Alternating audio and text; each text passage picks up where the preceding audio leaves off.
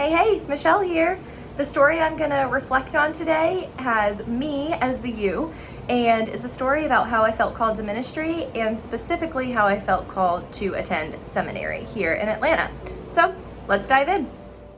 So we start off, I'm at Virginia Tech, go Hokies. I'm doing lots of hiking, lots of hanging out with my friends, just loving life.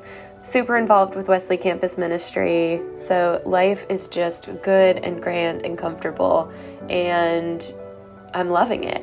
But then at the same time, outward, I'm happy, and inside, I'm like, I've got some questions.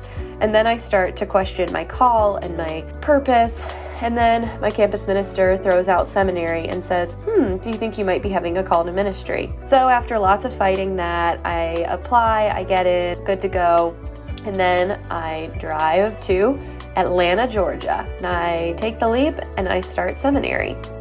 But then I see that I'm still searching. I've met amazing friends who I'm so incredibly grateful for. And at the same time, there's a lot of reading. School is really hard. Writing papers is hard. I'm spending so much time in the library. And at the same time, I'm really missing my friends in Virginia and just feeling really disoriented there.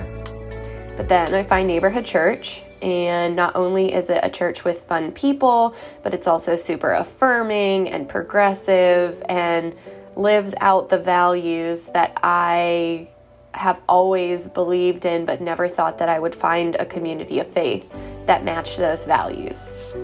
Then along my journey, I realized that something I have to give up is the idea that Virginia will always be home. I really wrestled and felt disordered with the idea that maybe Atlanta needs to be home right now in order for me to continue to grow in my journey. Then I graduate, woohoo, Emory alum, got my diploma, and then my story is different than a lot of my friends because I stayed in Atlanta.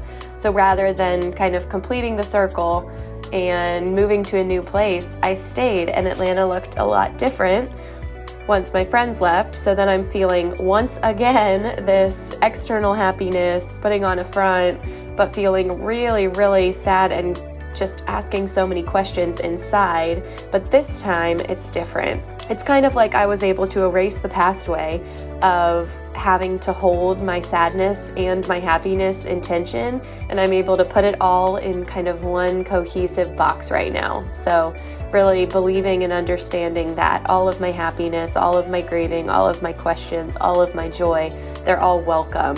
So yes, I've arrived at the same spot and haven't left, but I'm able to go about life a little bit differently, having experienced all the things that I did.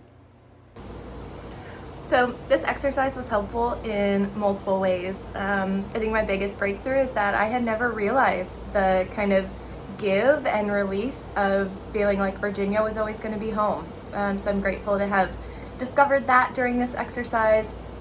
I think for what lies ahead, the biggest reminder for me is that everything that I've been through, that can't go away. So that gets carried with me no matter where I go, whether I stay in Atlanta for 10 more years or whether I move next year.